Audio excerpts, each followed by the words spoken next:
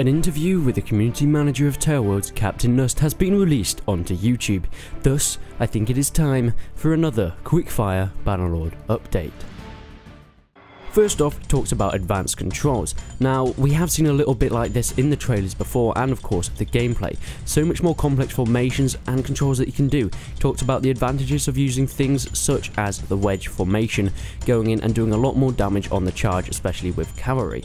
Of course, you'll also be able to do shield walls unblocked with your infantry, which will be more susceptible to cavalry charges and things like that.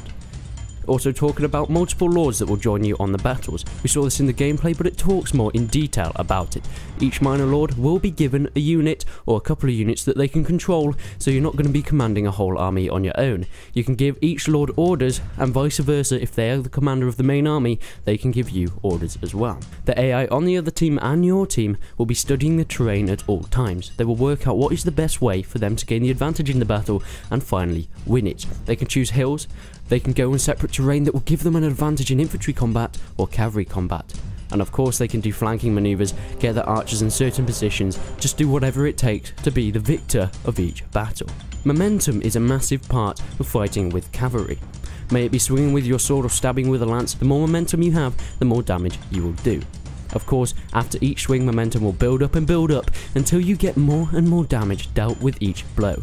This is a really nice addition, and I'm very glad that they're trying to keep some realism in there as well of setting it in the fantasy Calradia world. The factions that we saw in the video have been confirmed as a Khazate Khanate, which is a Mongolian type faction.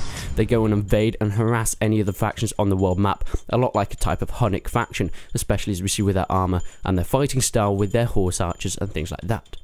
We also see footage of the Volandians, which are a bit of a mix of the Rhodoks and the Swadians, with their heavy cavalry, heavy crossbowmen and heavy infantry. They're more of a Norman type faction, and these guys will be focusing more on the infantry and heavy cavalry side, using them together and working at each other's advantages and disadvantages, holding the line with heavy infantry, flanking and doing smash charges with their heavy cavalry, and of course holding the back with the crossbowmen. Confirmation of about how many guys we're going to get on the battlefield. Frank Elliott does say we'll have about 500 to 600 men that we can about see in this gameplay here, and that'll be about the amount that we'll be getting in the single player battles. He did mention that is not multiplayer. Maybe we'll get more, maybe we'll get less in multiplayer.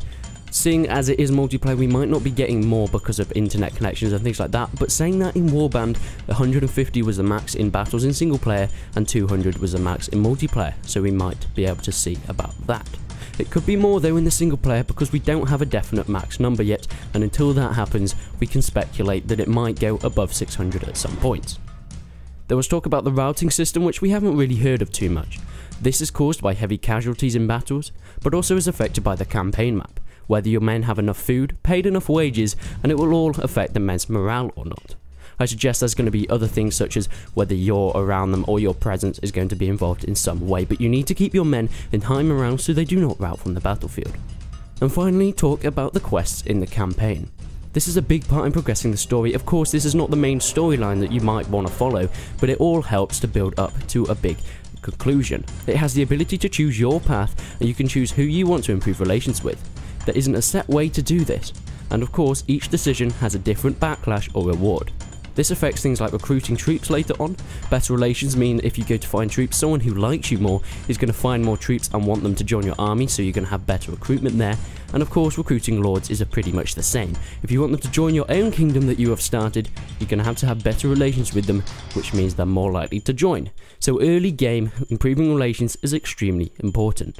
That's pretty much a wrap from what we got this quick interview with Frank Elliott. I hope you enjoyed this quick fire review of Mount & Blade 2 Bannerlord. Leave your feedback down below. But until then, I will see you in the next one.